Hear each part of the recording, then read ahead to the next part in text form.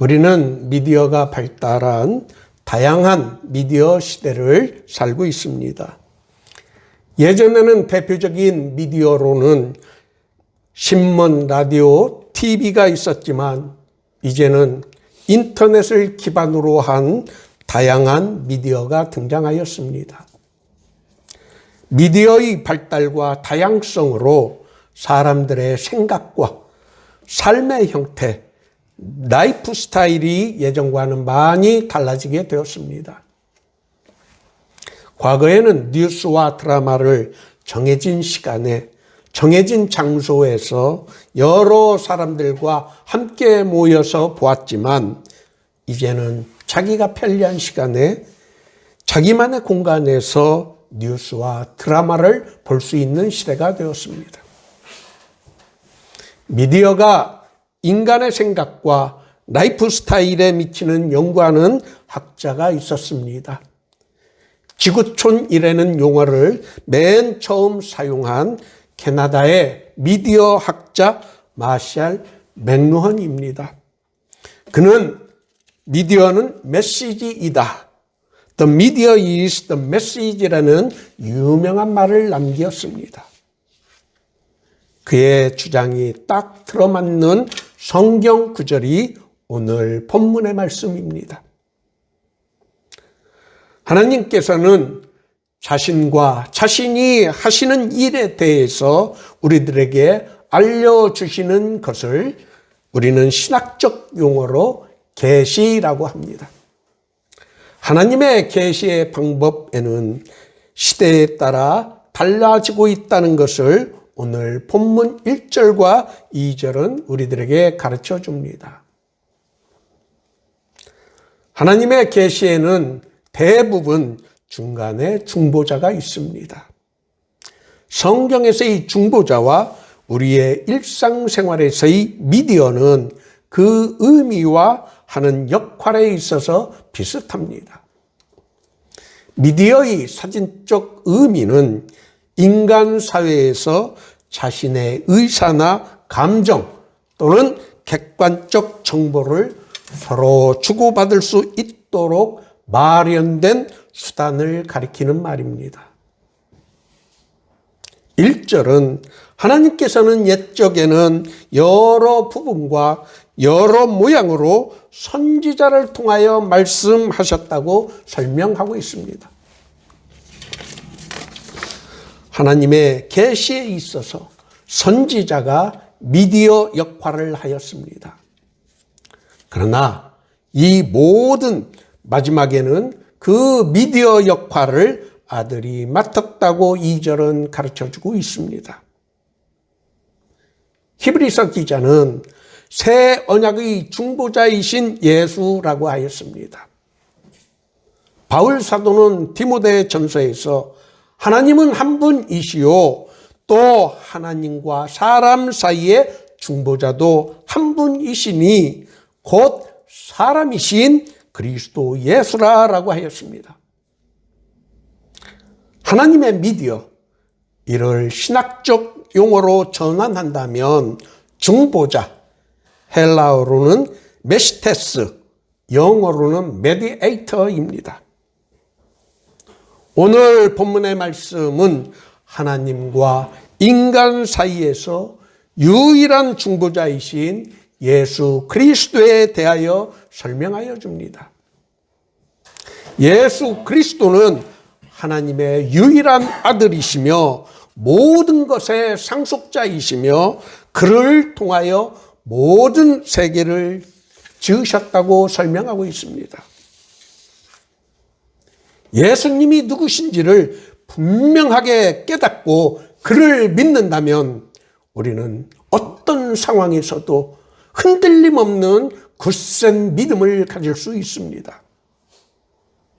특히 3절의 말씀은 예수 그리스도께서 우리를 위하여 하시는 일이 무엇인지를 잘 설명하여 줍니다. 이는 하나님의 영광의 광채시요 그 본체의 형상이시라. 그의 능력의 말씀으로 만물을 붙드시며 죄를 정결하게 하는 일을 하시고 높은 곳에 계신 지극히 크신 이의 우편에 앉으셨느니라. 3절의 마지막 부분, 높은 곳에 계신 지극히 크신 이의 우편에 앉으셨느니라 라는 말씀의 의미가 무엇이겠습니까? 바울 사도는 로마서에서 누가 정죄하리요?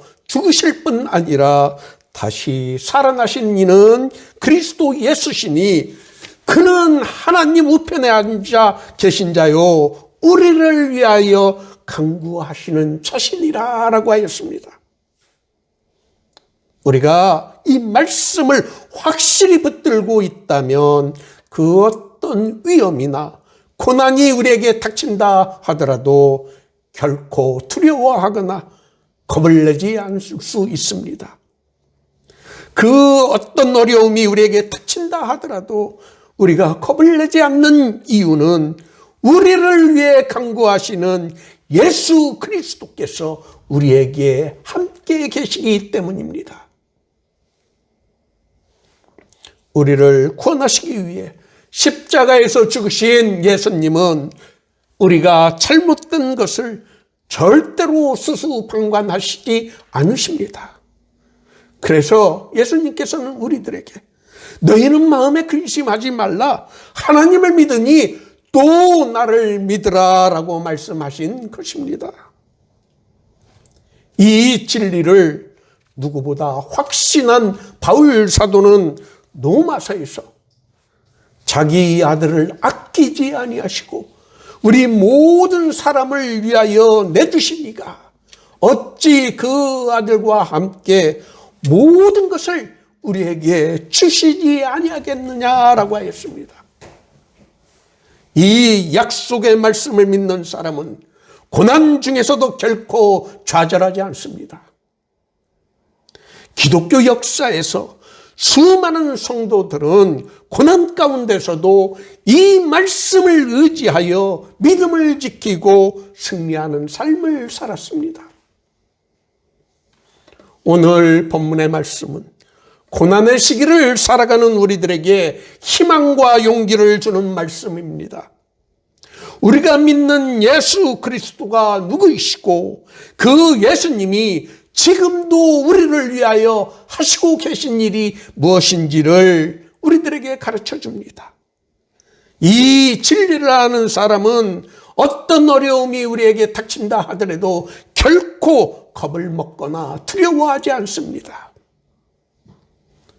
어려운 고난의 시기를 살아가면서 성경, 하나님의 말씀, 예수 그리스도에 관한 이야기를 읽을 때 우리는 용기와 희망 그리고 위안을 얻을 수 있습니다. 그것이 성경을 성경답게 읽는 일입니다. 근심, 걱정은 인간에게 주어진 숙명이라고 할 정도로 우리의 삶의 근심과 걱정은 늘 어른거립니다. 세상에 근심, 걱정 없이 사는 사람이 없습니다. 그러나 베드로 사도는 너희 염려를 다 주께 맡기라 이는 그가 너희를 돌보심이라 라고 하였습니다.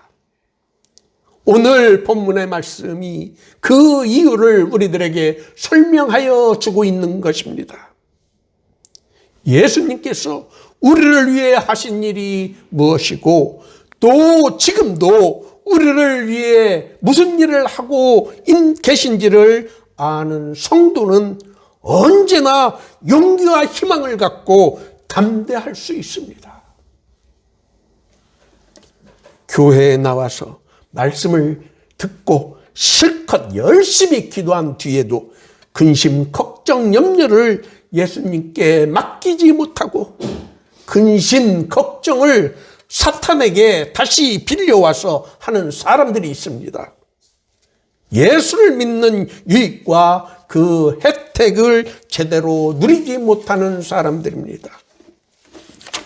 우리 주님이신 예수 그리스도께서 우리를 위해 하신 일과 또 지금도 하나님의 우편에 서서 하시는 일이 무엇인지를 아는 사람은 근심, 걱정, 염려를 다 주께 맡기고 희망과 용기, 그리고 언제나 기쁨과 감사가 넘치는 생활을 할 수 있게 됩니다.